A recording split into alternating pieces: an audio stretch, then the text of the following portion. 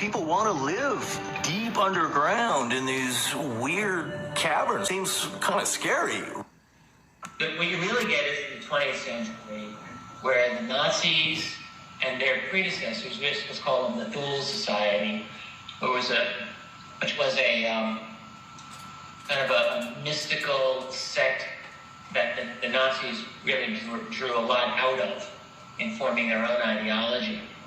The Thule Society was very interested in Tibetan myths about openings into the earth that describes this idea of deep underground tunnels, bases, crisscrossing the world.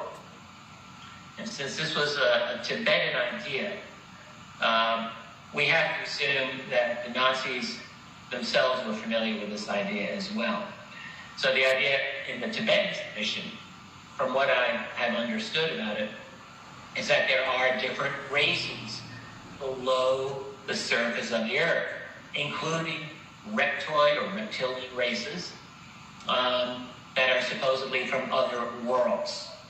I'm not making this up. This is right out of, in fact, I do recall in the source that I read in the 50s that supposedly came from Tibet, that they believe these reptoid races came from Venus, if I'm not mistaken. And of course, as most people listening know, the surface temperature of Venus is something like 900 degrees Fahrenheit.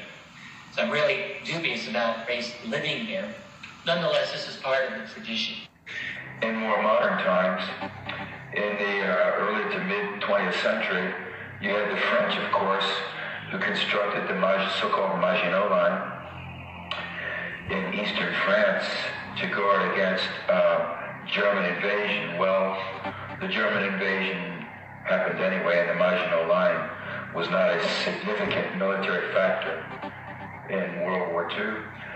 The Germans themselves during World War II, and also the Japanese, did a huge amount of underground excavation and construction. There was a military civil engineering organization in the Third Reich called the Todt Organization, T-O-D-T, and it was named after Fritz Todt. Fritz Todt was a brilliant civil engineer. He was the father of the German Autobahn system. During the World War II period, Adolf Hitler asked Fritz Todt to lend his engineering expertise to the military program of the Third Reich, which he did. He established an engineering agency which was called the Todt Organization. Now, Fritz Todt died in a Director of the FBI since 1924 when it was established. He's been said to be part of the UFO conspiracy cover-up. And in this regard, it's talking about psychological testing of crew members which were found after the DE-173 USS Aldridge reappeared. In this third letter, Edward Condon allegedly is being addressed by Oscar in regards to a mistake where 7 former crew members of the USS Aldridge had escaped from a psychological unit where Oscar had been testing them. Now, what's also interesting in this letter is that J. Edgar Hoover has apparently made this whole incident a 1A prime directive classification, which must mean something in regards to top secret. He also talks about Nikola Tesla's spatial analyzer. So Nikola Tesla has been indicated from numerous sources as part of the Philadelphia experiment. And furthermore, Condon, again, a very notoriously known UFOlogy debunker, who is most infamously known for writing the Condon Report.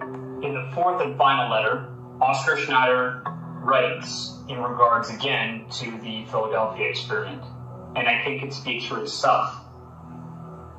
This is what it says.